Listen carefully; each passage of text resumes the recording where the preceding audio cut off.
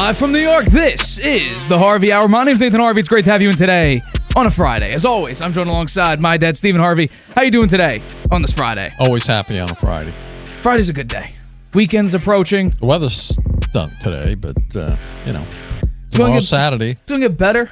New York's very hot, very humid. Yeah. We're hitting low 80s to high 70s coming up next week, so that's going to be very, very fun. Fall is approaching rapidly. I know we're still in August, beginning of August, but I'm enjoying the cooler weather. Yeah. I think the pulsating, radiant heat is very annoying at this time. I'm over it. I'm ready for the snow. But we got a lot to talk about today. Update on Brandon Aiyuk.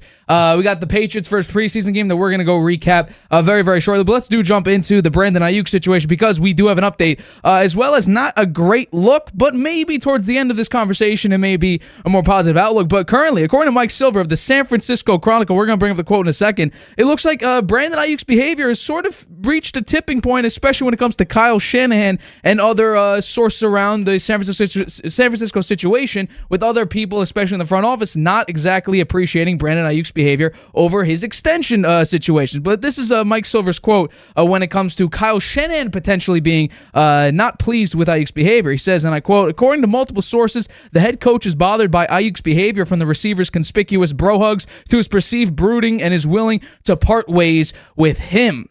So we heard that, you know what, the 49ers are not going to trade Aiyuk to, then they're thinking about offers and have the trade frameworks in place for the Patriots and the Browns, and the Steelers want to get in on this. Then the Patriots decided, you know what, we're kind of good with our young receivers. Steelers still trying to get him. Browns still trying to get him as well. But I want to know at this point, do you think Brandon Aiyuk is more likely to stay with the Niners or move on to greener pastures? Sounds like he's going to be headed for a trade. Shanahan is upset with him. They say, the saga of this is cordial on the inside, on the outside. It doesn't seem like people are upset, but internally, they say Shanahan's fed up with Aiyuk and his recent antics. He could be dealt at any moment after the contract extension negotiations hit a wall earlier in the season. He was made a very reasonable offer. I mean, he is on a rookie contract, and he wants to be up there in the top 4 or 5 people in terms of wide receiver money, which I can understand why they wouldn't hand that to him at this point. I mean, there are lots of other pieces on the offense for the 49ers, and how he would fare if he was really the number one out there without those pieces around him. Would he have the kind of stats that he's put up in the past couple of years is questionable. We talked about this last week. He requested a trade. The 49ers are willing to move on because of his behavior, including his recent bro hug with the coach and the perceived brooding that he has. He's on a hold-in, so he's around there every day, and his presence is, and all its emotionally charged splendor seems to be triggering some ill will between him and the 49ers. As I mentioned, he's a hold-in, so he's around there every day. He met Shanahan and Lynch at midfield during practice with the friendly handshakes and hugs, which, according to Shanahan, is customary. It's nothing more or nothing less than that with all the players. And they would see more of that if there were like a Hard Knocks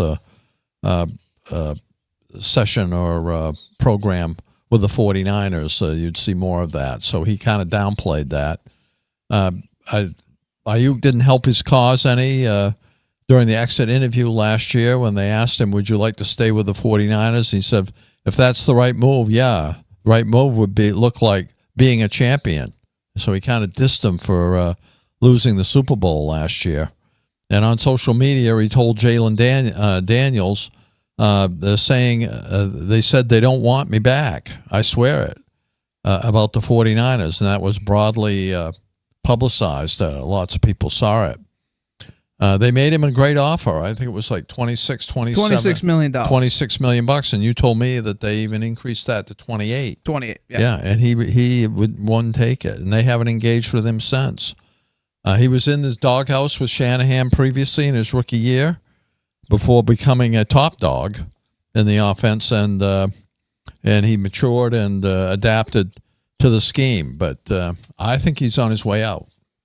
I'm actually going to be on the opposite side of that. I'm saying that he is going to stay with the 49ers because it looks like that the 49ers, John Lynch, Kyle Shanahan, are going to re-engage in extension talks with Brandon Aiyuk. That sort of came out today, late today.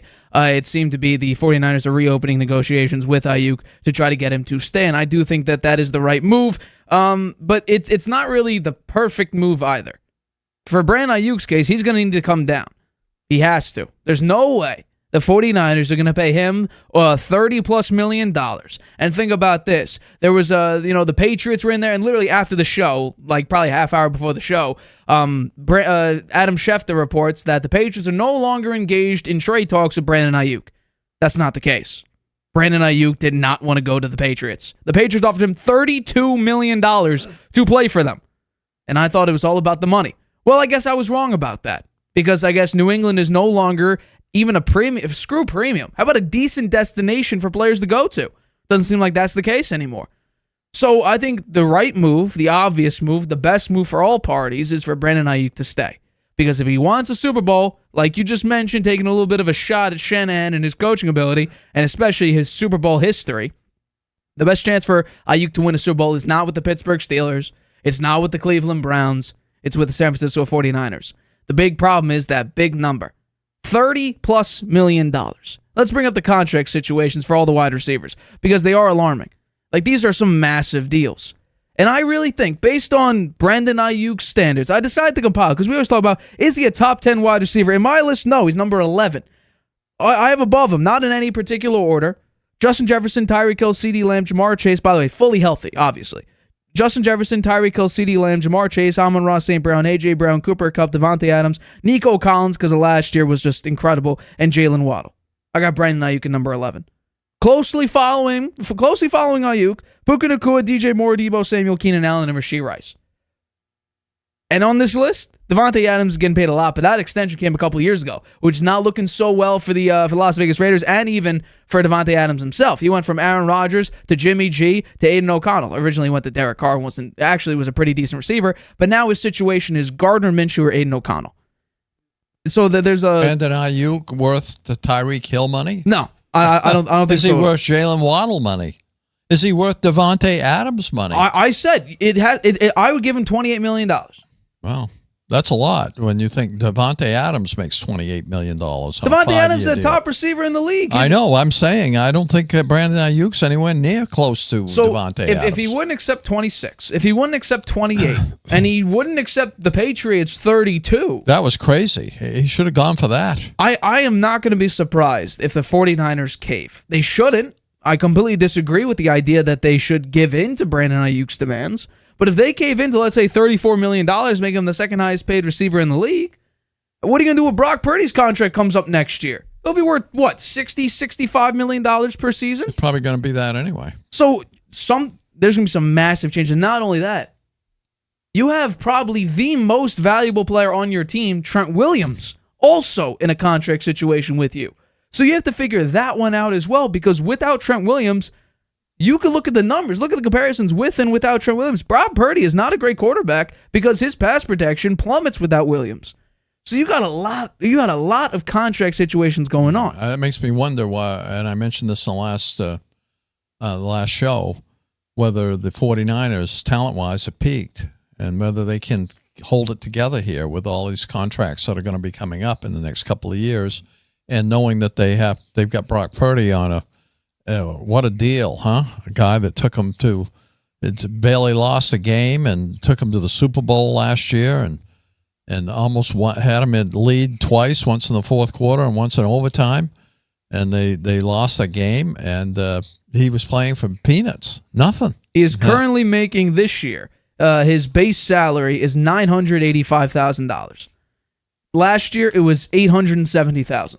It's crazy. He has not broken 7 digits yet. And he's made it to 2 NFC Championship games and a Super Bowl. Yeah. So I think the best move, obviously, for all parties is for Aiyuk to stay. He's Brock Purdy's number 1 target. He was the second best deep receiver in the NFL. He was the second highest graded receiver in the NFL last year by Pro Football Focus.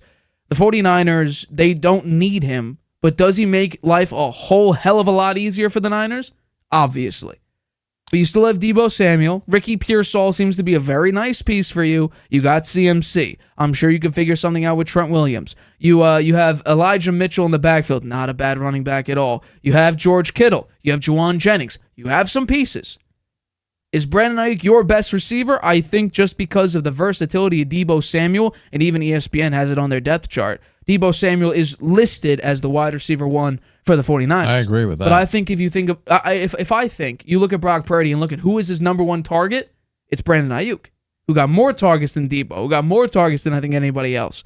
So when it comes to just the connection, it's Brandon Aiyuk. Yeah, well, that's why I say, given all the pieces the 49ers have, the fact that they were maybe doubling Deebo, gave Aiyuk a little more room to operate, and they went to him because he was open. Not only that, you have to make sure they're also not going to run it with Christian McCaffrey. Yeah. Because he is probably, if we're talking about overall, because it's very difficult in the grand scheme of things to define the greatness of running backs, because there's been so many great runners.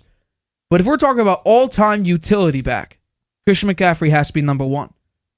He has to, there is no other utility back that is as good as Christian McCaffrey, who could run as effectively as he can, who could score at a clip that's really, he scored 25 touchdowns in a row?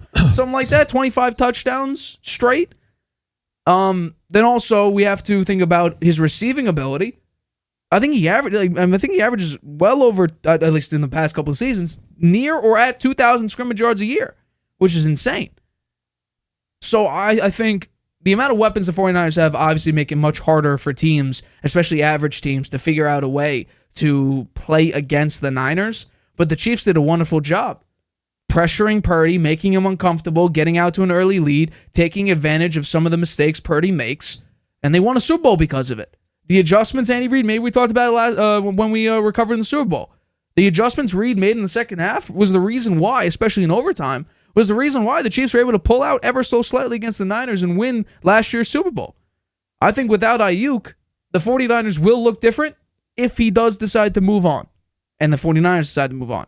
But I think when it comes down to it, the 49ers are going to get something done. They have to. We'll see. The Browns, I would look at that trade with the Browns if they could pick up Mari Cooper.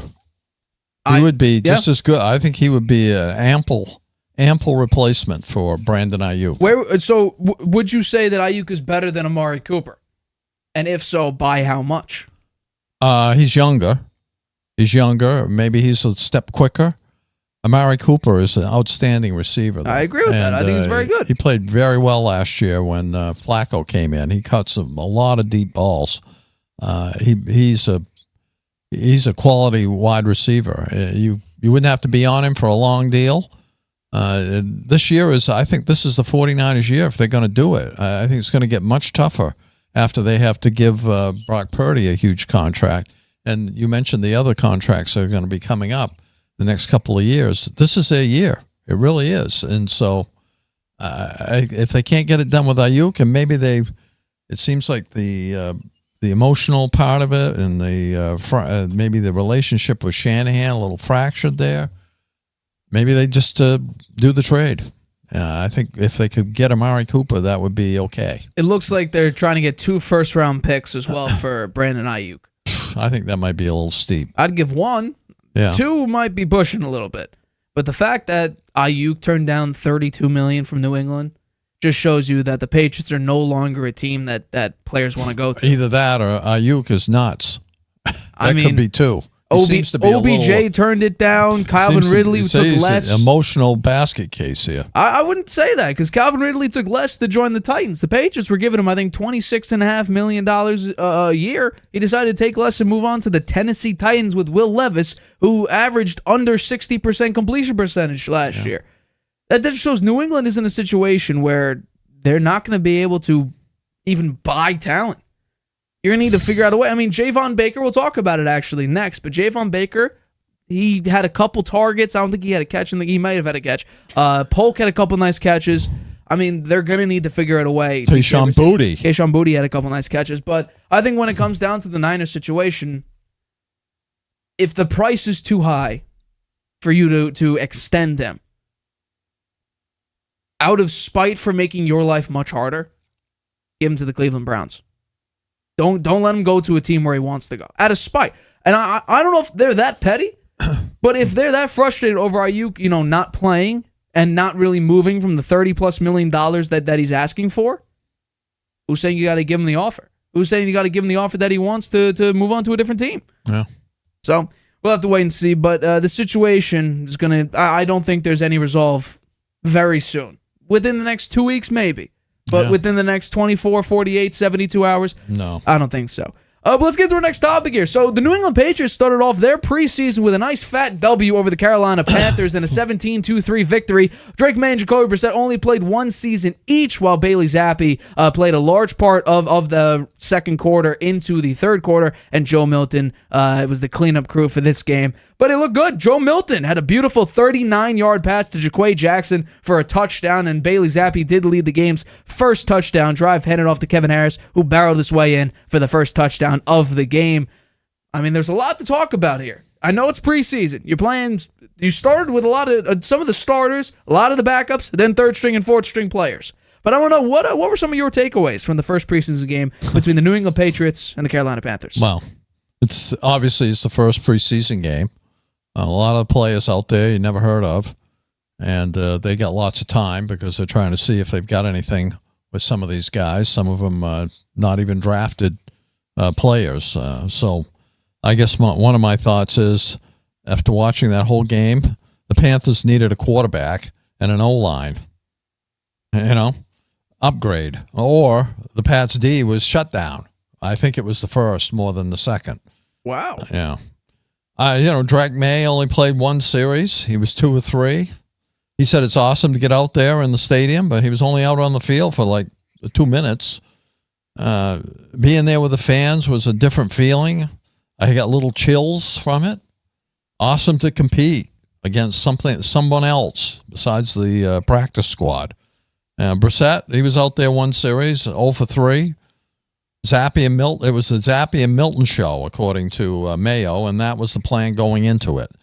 I think the weather probably had something to do with it, and the beat-up offensive line.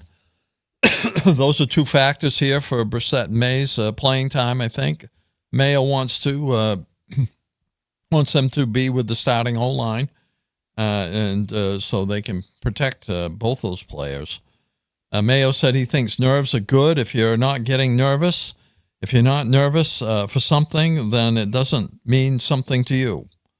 It's hard to evaluate game conditions and feel in the practice setting. So he was happy that everyone got out on the field and got to play, even though we barely saw Drake Maye or Jacoby Brissett, and Jacoby Brissett didn't even complete a pass. They say he's going to have plenty of opportunities in the next couple of games. I thought Joe Milton looked great. I mean, he was a good scrambler. He's got a rocket arm. And I think that when you look at his performance, which unfortunately was just the fourth quarter, and suddenly the Panthers started moving the ball a little bit, so he didn't get as much time on the field as I would have liked to have seen. But he outplayed Bailey Zppe. I mean, if I were the Patriots, I would think hard about whether you're going to hang on to Bailey Zppe. There's this other guy, David Wallace. He's a Division III from Randolph-Macon. I never heard of that school. He had a nice return. He had he looks like a good punt returner. So I don't know whether they'd hang on to him or not. We'll see. I mean, you have Marcus Jones, who returns punts. You have Pop Douglas. He can return punts. So they've got some good guys there. I don't know whether this guy, David Wallace, has any chance of making the team. The Panthers had 33 inactive players. The whole defense was inactive except one player. And so, those are some of my first observations. I have some more to say after I hear what you've got. I was impressed. I was impressed. You're impressed. All right. I was impressed with New England. Pass protection was relatively good. Ramondre Stevenson came out first play of the game, 11-yard gain. That's a pretty good start to what it was last year. Didn't look that well. Then he got hurt. So you know what? I don't. To me, it doesn't really matter what you thought about Ramondre Stevenson. What it looks like this year is a good sign. You come out First play of the game, 11-yard gain. Now, I understand, yes, backups, third string, fourth string. Doesn't really matter to me. It's about morale. Because we just saw Brandon Aiyuk and Calvin Ridley and OBJ and a number of other receivers over the past couple of years snub the Patriots because of what the Patriots have turned into. So the fact that you can get some morale within the building is desperately needed after the past few seasons, with Mac Jones going off on the sideline, Belichick really kind of being away from his own team and dissing his own team. Matt Patricia, Joe Judge, that whole situation was just chaotic in the locker room. I was disappointed in my quote-unquote starting quarterback. Jacoby Brissett couldn't complete a pass. One was overthrown. Yes, I get it was in the rain. But still, you go 0 for 3 and you're my starting quarterback? Drake Maye looked better. Jacoby Brissett, Bailey Zppe looked better. Joe Milton looked better. So I was disappointed in Brissett 100% because he underthrew a deep ball to Tyquan Thornton, who I don't understand how he's still on the team. I think maybe it's for special teams. Not entirely sure. Hasn't been good at all, yet he's still on the team. Juju Smith-Schuster did get released today, which is definitely interesting.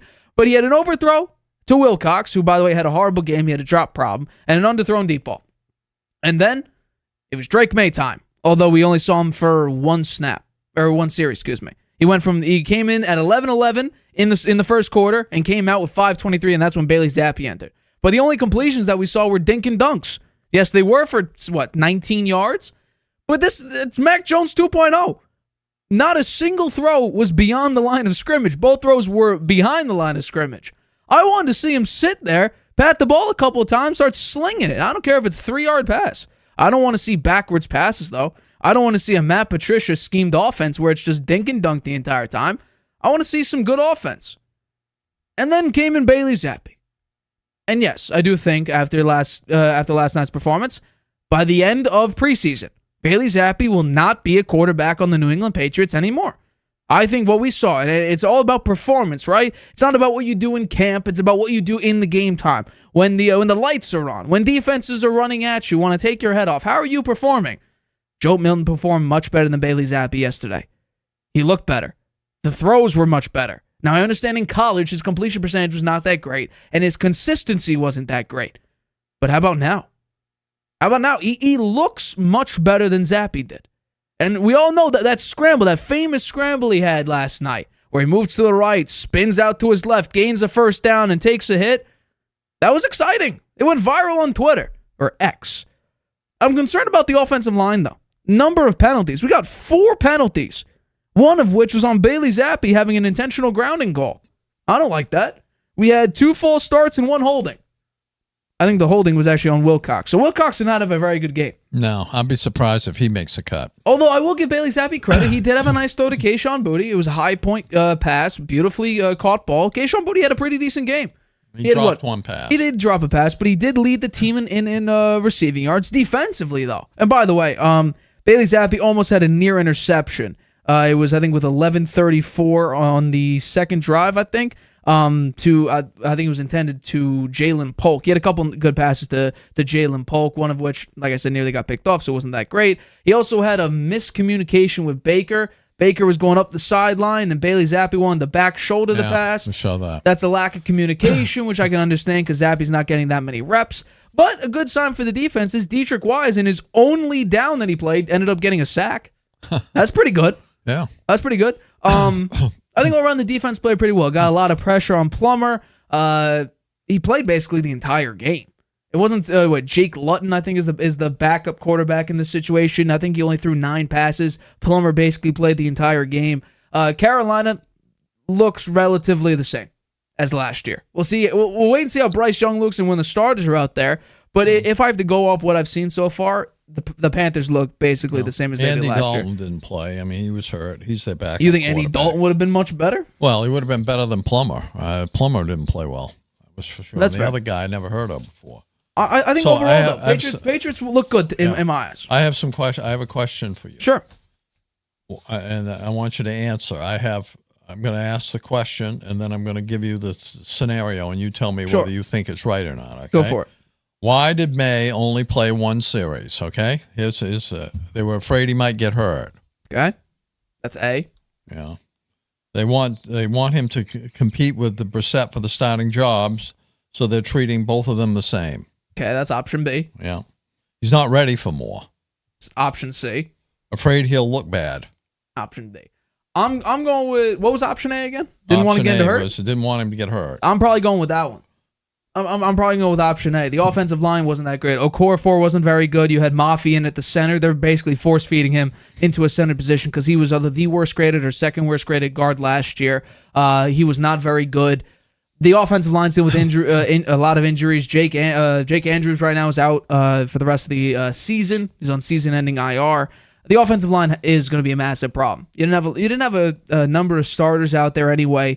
But I do think it's the same thing with Matt Jones last year. They didn't want him to get hurt or just get sacked a bunch of times. So I think it is that. But okay. I think the definition of this game had nothing to do with Drake Maye or with Jacoby Brissett. This was, who's our QB3? I genuinely think that's what this game is. Yeah, I think who's going to get cut very soon? Yeah. And I think Milton right now has a large gap between him and Bailey Zppe. Yeah. I'm shocked. We'll see how he plays the next game. They say he's inconsistent, so we'll see whether he can stay consistent because he has a rocket arm. He was throwing laser beams. I mean, he looked pretty good. I understand his history means that when in game, he's a practice warrior, MVP of practice, and when he actually gets on the field and plays, he's not as good as he is in practice. I completely understand that. But I think right now what we've seen so far is he's pretty good. He's okay. Yeah. He's done good thus far. He was 4 of 6 for 54 yards and a touchdown. He moved the ball downfield. He had 2 scoring drives, right? One a touchdown pass and one got him down there for a field goal. Yeah. He was able to move the ball down the field. It seemed much easier than Zppe could. Mm-hmm. And I think Zppe just had a couple bad throws. Zappe's ball, when he throws it, it looks like it's kind of wobbly and it doesn't have a lot of zip on it. I don't get it. Zppe doesn't have zip. Yeah. So I don't know. He had 6,000 yards passing in his senior year in college.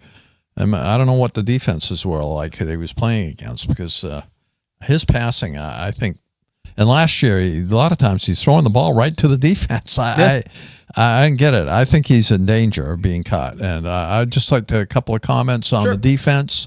They only allowed 4 first downs after the first 3 quarters. The Panthers are 1 of 10 on third down. They averaged 2.4 yards per play, 90 yards in the first 3 quarters. Patriots got 5 sacks, 2 quarterback hits, and forced Plummer into an intentional grounding. Mayo said he felt great in his first game. It was excitement and pure joy.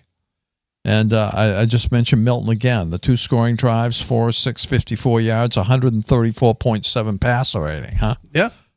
I mean, that's on 6 passes, so that's a very small sample size. But, I think, Draw Mayo said that we're going to see a lot more Drake Maye coming into the second game, which I desperately need to see because, he improved after that first pad of practice, which we talked about, where he was not that great. He completed 1 pass on 2 11-on-11 drills. He seemed to improve as the practice went on. I was hoping to see him for an extended period of time because Gerard Mayo even said, this kid needs work. Everybody who scouted him said this kid needs work. He is not a completed quarterback yet. Belichick even said the kid needs footwork, needs to learn how to read defenses better. He can't be so antsy in the pocket. He can't just abandon the pocket so quickly. I wanted to see him for a quarter or 2, sort of develop a rhythm and see how number 3 overall pick should be. If the weather had been better, maybe that would be so. But I think you'll see a lot more of him in the Eagles game. They're doing the Eagles is they've got the practice sessions with them before the game. So he'll probably get a lot in the practice. He'll probably be out there on the field quite a bit more, I think. My concern is, if you're worried about him behind a bad offensive line now in poor weather, and you're probably not going to change the offensive line much going forward, at least in this season. Let's say Brissett doesn't do so well, and so you want to replace Drake Maye. Replace him with Drake Maye. If you're worried about it in the preseason, you're going to have to force feed him out onto a regular season game for him to go behind a bad offensive line. Yeah, actually, the second string offensive line didn't look so bad, but they were playing against who knows third and fourth strings, right? Yeah. So, but the guy David Wallace, he had a couple nice plays. Yeah, he had a couple nice punt returns. Yeah. I'm not saying that he's going to be the next Julian Edelman or Wes Welker. He's definitely not the next, Deion Sanders. That's for sure. Or Devin Hester. But he had a couple of good plays. Yeah. He had a couple of nice, young punt returner plays. I don't mind it at all. I think, moving into next week, if we're going to see more of Drake Maye, I want to see him play for an extended period of time. Right now, if Jacoby Brissett's the starter, then I kind of want to see him just be out there for a series or two, then give the rest to Drake Maye, and let the fourth quarter be Joe Milton. Yeah. I think it's going to be a long season, Nate. Of course it's going to be a long season. They've got one of the hardest schedules in the NFL. Cutting Juju Smith-Schuster? You think they did that because they liked the performance of some of the young receivers last night? Yeah, no, I think Polk did a good job. He had a couple nice catches. I think Baker, I think the only time we really saw Baker was on the horrible throw by Zppe. Otherwise, I think it was relatively silent. But I do think there were a couple, and we haven't even seen Demario Douglas yet. Right. Tyquan Thornton, I'm surprised Juju went before Thornton did. That's my shock, because Tyquan Thornton didn't really do much. Jaquay Jackson, he had the touchdown catch. Tayshaun Boutte, he had 53 yards in this game. He played very well. So yeah, I think there are a couple nice young pieces that are okay, decent, maybe good. But I think when it comes to the rest of the NFL, yes, the Patriots have one of the worst wide receiver corps in the NFL. Right. Who's their Do they have a veteran wide receiver now? What, I guess out there yesterday? Not really, no. I guess right now it would be Kendrick Bourne. He'd be the longest tenure receiver currently on the roster. He's recovering from an ACL injury. Right. They did re-sign him, which is one of my things on my checklist, the Patriots offseason checklist.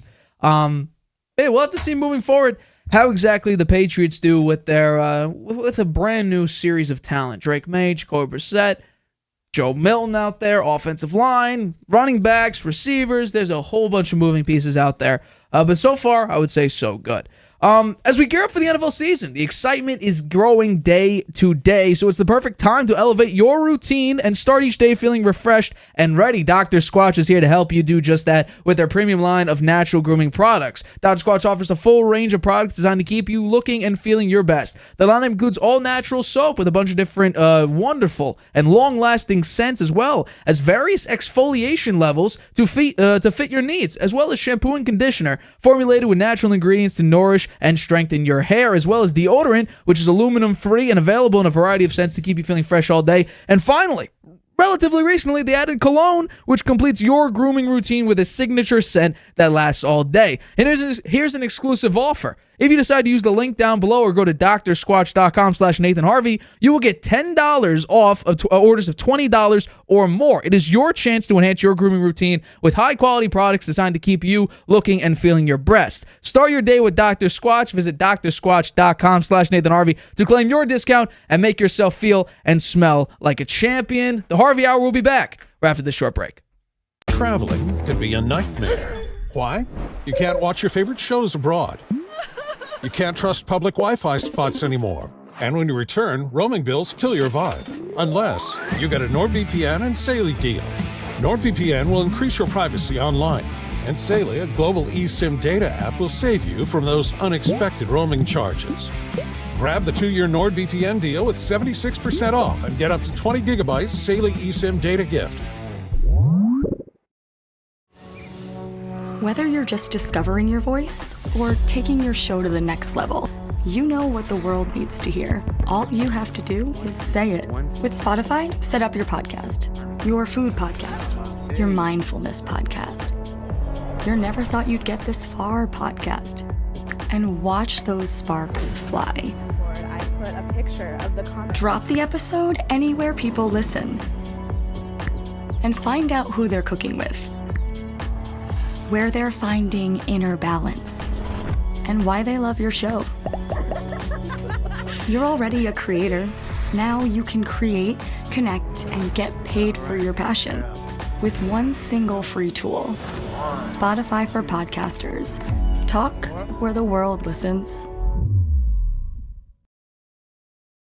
Welcome back to the Harvey Hour. My name is Nathan Harvey. It's great to have you in today on a Friday. As always, I'm joined alongside my dad, Stephen Harvey. Let's get into our next topic of today's show. So, recently, Jerry Jones talked with some media members and had a very, very interesting quote when it came to being asked whether or not he has any sense of urgency when it comes to a CeeDee Lamb contract, where he said, and this is the legitimate quote, and he was laughing when he said that. Well, I don't know about that, but what I know is that we're getting great work, making real progress, and I don't think losing a step at where we're at right now. He also said, when asked about the CeeDee Lamb contract and the urgency of it, I don't know. I don't have any sense of urgency about getting it done. Put any reason you want. I was at Nobu 2 days ago. Give that as a reason. Whatever you want to put out there. So not exactly a good look, and obviously a very interesting and weird quote to say. I went to a very luxury restaurant and put that as a reason why I don't have any sense of urgency. Jerry Jones is saying some interesting stuff about this. The Cowboys are in a very bad spot when it comes to contract situations, but I would like to know, are you surprised by Jerry Jones's interesting comment? I'm getting a little more surprised because it's getting closer to the season. I mean, it's only a month away. Dak Prescott came out on social media after he heard that and said, I got urgency for it to happen. CeeDee Lamb, his response was LOL. So I'm not sure whether Jerry Jones is posturing or he's pissed. I mean, they did make an offer. Steve Jones said a new offer sent over to them. Conversations were good. That was back on July 27th. And so maybe he's pissed that they haven't, reacted more positively to that offer. Maybe he's just posturing and he knows something's going to get done. And maybe the reason I think it may lean more to posturing than to being pissed is he did have an optimistic outlook initially when they were talking to him. He said, could he envision opening the season without Lamb? And Jones said, believes the parties are at least headed in the right direction. We're getting great work done, making real progress. I don't think we're losing a step where we are right now. Is there a sense of urgency, they asked him? No. And he didn't explain why. So it's puzzling. That's why I tend to believe it's posturing. He's one of the best, Lamb. So he hasn't attended any voluntaries. He hasn't been in a mandatory mini camp or training camp. He's getting fined $40,000 a day. His contract for this year, if they don't do something, is about $18 million for 2024.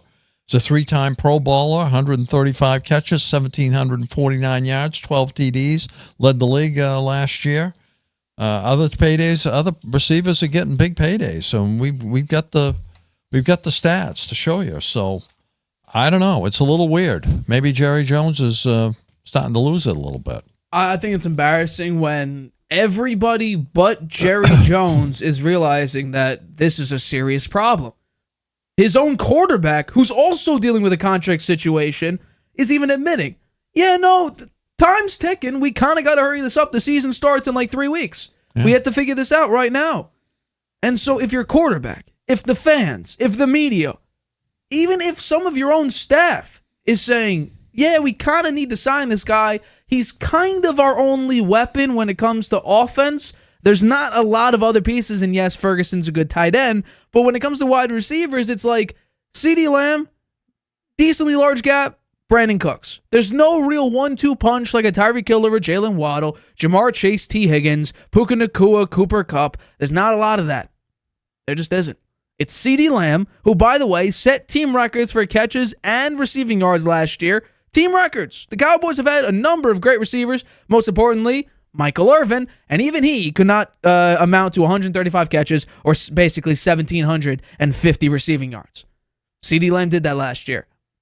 I kind of am in the boat of definitely top 5, maybe even top 3 wide receiver in the league. And he keeps getting better and better and better. So the fact that Jerry Jones won't sign him, and by the way, we don't know what the number is. Could it be he wants Justin Jefferson money at $35 million a year? I think that very well could be a decent possibility.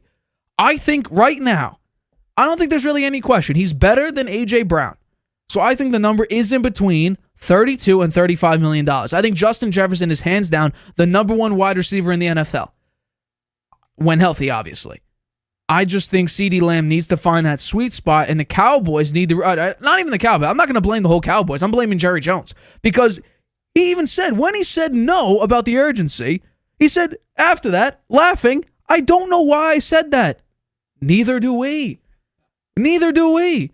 You are in a situation where your quarterback, the staff, the media, the fans all recognize that you need to sign CeeDee Lamb. You need to sign your quarterback. You need to sign your best edge rusher in a number of years. You have a massive situation going on. It's time to move. It's time to make a decision here. It's time to figure it out. Because I don't think, and CeeDee Lamb has shown it thus far, he's not budging. Can you put this data up? The passing yards? Yeah, wide receiver contracts. Yeah, I think I agree with you. He's going to fit in nicely there between A.J. Brown and Justin Jefferson at about $33, $34 million a year on a 4-year deal. That's what he's got to have. It should be exactly that. It should be that. He's earned it. I mean, right now, he's young, right? Yeah. He's like, 25 years old, 26 years old? 25. 25 years old. He can do this contract and get another one after that. I think that he's worth it. And he's one of your top 3 players on the team. And it needs to get done. The guy's not even, he hasn't practiced once all spring or summer now. Yeah. And the season starts within a month. So, Jerry, what are you waiting for? We don't get it. I think the big situation is we look at the numbers now.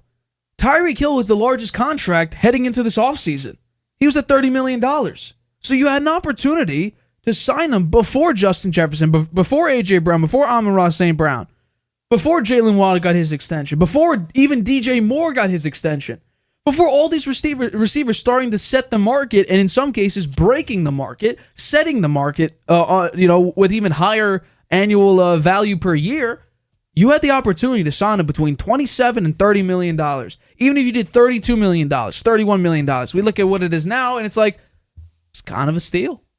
It's kind of under market right now. He could have got him for a little less than 30 probably because Tyreek Hill was considered the best receiver in the NFL and may still be at $30 million.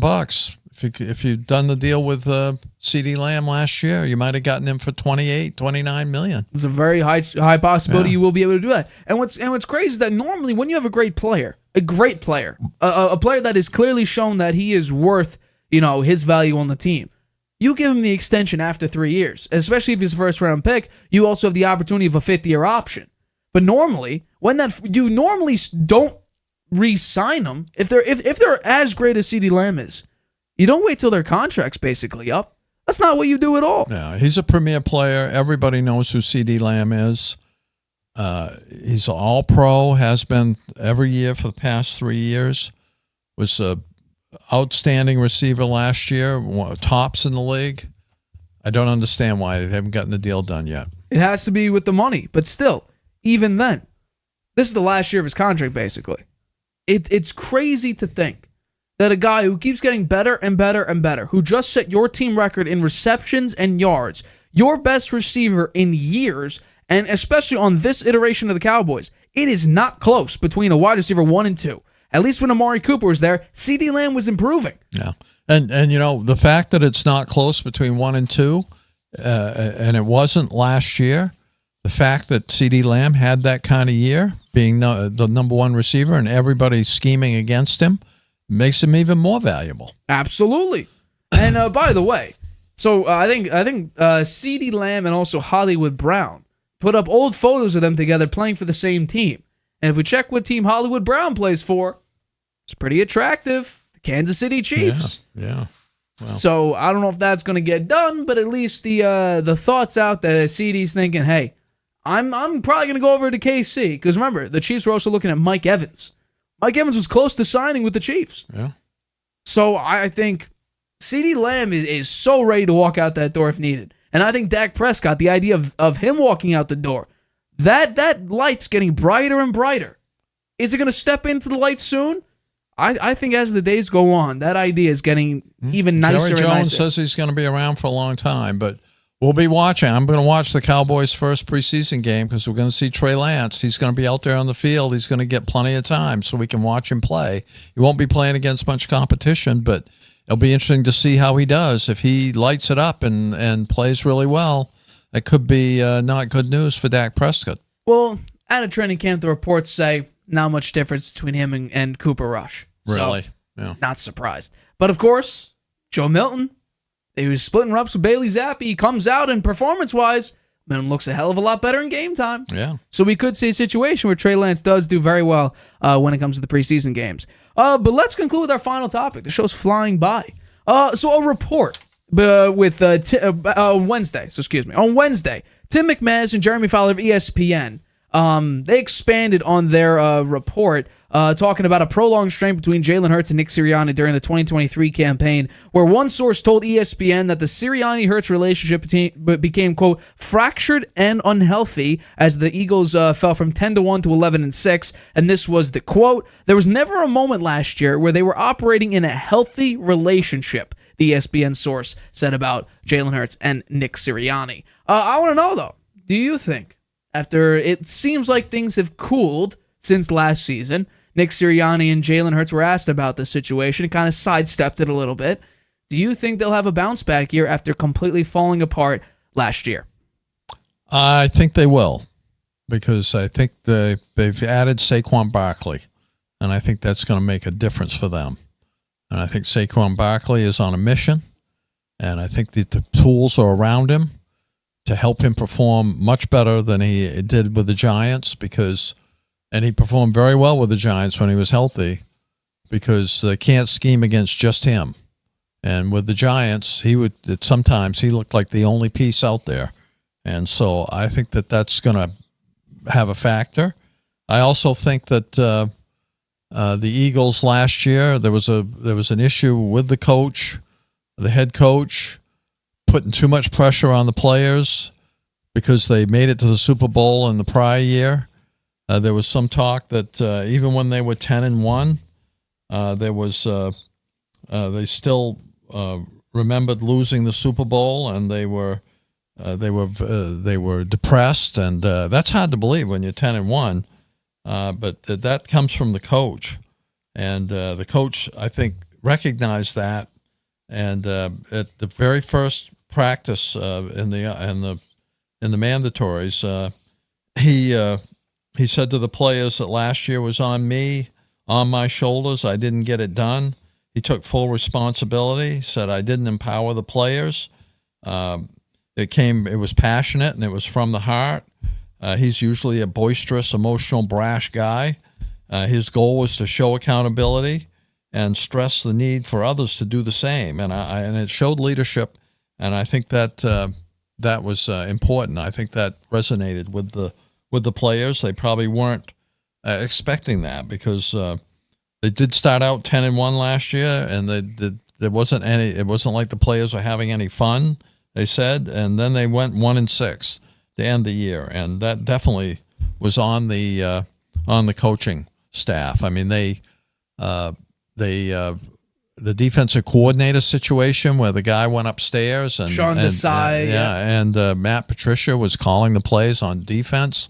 The defense didn't play well after that started happening, and they just kind of collapsed, and they lost their wild card game against the Buccaneers. There's grumbling on the sidelines, and there's a disconnect in the vision about the offense between Sirianni and Hurts.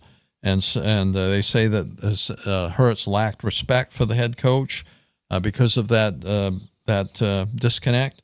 And now they've got a new offensive coordinator. We'll see if he can try to bridge the gap between the two. Well, that is what a nice quote said. And then this is the direct quote. There is hope that new offensive coordinator Kellen Moore can bridge the gap between the two, as one source close to Hurts put it. Both Hurts and Sirianni made efforts to take accountability and mend fences this offseason, but their next stress test will have Sirianni coaching for his job and Hurts fighting to reclaim MVP form on a team desperate to return to the Super Bowl. What I find crazy is that Rex Ryan recently went on the Brett Boone podcast and had a comment about this situation between Hurts and Sirianni, but actually extends a little bit beyond just those two, where he's saying, and I quote, "I don't think I've ever seen a team that absolutely showed that they hated their coaches more than the Philadelphia Eagles last year. They were 10-1 at some point, and then they couldn't beat anybody. They were the worst team in the league to close out the season with outstanding players," and that is 100% true. They had one of the best defenses to begin the year, with a number of top superstars: Hassan Reddick, Fletcher Cox, Jalen Carter, the rookie. Your cornerbacks were supposed to be great, and then all of a sudden, that run was like they were the bottom of the league in a bunch of defensive categories. It was embarrassing. The chemistry was way off, It looked like it really looked like Nick Sirianni just completely lost the locker room. We even saw early in the season. And not only was it just Jalen Hurts and Nick Sirianni, we saw against the Minnesota Vikings, I think it was in week 2 of last year, A.J. Brown barking at either Jalen Hurts or Nick Sirianni or both of them on the sideline, and they were winning. They were winning. Think about that. Your culture within the locker room, you're complaining about, I don't know, targets, catches, I'm not entirely sure, but you're winning and you're complaining. I think that's a situation, absolutely. I think that just shows that they all want it in for themselves. There's no real chemistry going on there. But I do think that they need to bounce back. Otherwise, the Philadelphia Eagles, I don't care about the recent record. In the past couple of seasons, they went 9-8, 14-3, made the Super Bowl, and then 11-6. I think Nick Sirianni's coaching for his job. He might not be on a flaming hot seat, but I do think his seat is relatively warm. And I think if you have the opportunity to go out and get a Hall of Fame head coach, one that doesn't need to do any roster moves because, the Eagles have one of the best general managers in the league of Howie Roseman. And, let's see, quarterback in place, defense is relatively good, could be coached a little bit better. You have a couple star receivers, tight end not too bad in Dallas Goedert, offensive line already great. What head coach could potentially come into this situation and make the Eagles, a serious Super Bowl contender? Bill Belichick. Exactly. And I think that, because I do think there was serious inquiries this offseason because of just how bad the downfall was last year. That if Bill Belichick does want to coach, and all signs are pointing to he does. Of course he does. And if this team, it doesn't matter. I don't care if they go 10-7. I don't care if they go 11-6. It could be a Cowboys situation. You go 12-5. If there is no chemistry, if it seems like everybody in the locker room is just gone, I don't care about the record. The only thing that I think would keep Sirianni's job fully intact with no chinks in the armor. Deep playoff run, Super Bowl appearance, and probably winning a Super Bowl. Well, yeah, winning the Super Bowl, of course. But I think if there is no chemistry within the locker room, I think that the front office, the owner, they're going to look at it and be like, hey, I can go get a head coach who keeps everything in line, who can coach up an offensive line, okay, if he has the right pieces in place and he's not the one picking them. That's the key right there. If he's not the one picking them, Howie Roseman's a phenomenal GM. He makes contract offers for top-tier players and makes it all work, and everyone's sitting back and like, how the hell is he doing this? Defense has a bunch of key playmakers. He loves his interior D lineman. Who's a great interior D lineman right now for the Philadelphia Eagles? Jalen Carter. You have a lot of good pieces on defense. You have already a really good starting base. It's the same thing with the Chargers. That's why I thought Belichick with the Chargers would be a good move. Because you already have a good starting base. You have a lot of already the key things in place. It's not happening. I'm just saying. If Belichick comes in, I think there is no doubt. To the Eagles, but he's not going to the Chargers. They just hired I'm saying Harbaugh. when they were looking for a head coach, a lot of the baseline things were already in. A really great defense that was undercoached to an exponential degree. Offensive line that already had a couple nice pieces like Rashawn Slater. Already a star quarterback. A couple good receiving pieces at the time before Mike Williams and Keenan Allen left. That was a good base already. Belichick would come in and improve that. The Eagles are the same thing, except I actually think a little bit better because they have more of what the Chargers could have used, I think. Yeah. They already have more. You have receivers. You have a tight end. You have a quarterback. You have Saquon Barkley in the backfield. And if Belichick gets there next year, he still have 2 more years left on the deal, so you'll have him at least for a couple of years. Yeah, I think the offense should be great this year, right? Should be. Adding Barkley and bringing back all those pieces. The wide receivers are elite, both wide receivers. The quarterback is a potential all-pro and MVP candidate. They can do the mix and match on the offense with some running. Jalen Hurts is a very capable runner. And he can throw well to those elite wide receivers. Saquon Barkley in the mix now with a very good offensive line. The defense may not have to be that great. It may not get out on the field very much. Well, I think you go in and you look at Saquon Barkley's potential production and look at the schedule. Based on last year's numbers, now obviously it goes year to year. Based on last year's rushing defense, their current 2024-25 opponents average the 19th best rush defense in the NFL, based on last year's metrics. What are the schedule? You want to go through it week by week and see who wins and loses? Let's go. Win and loss. Win and loss. All right, let's go. So week 1, Home against the Packers. Home against the Packers. Wow. I give them that win. Yeah.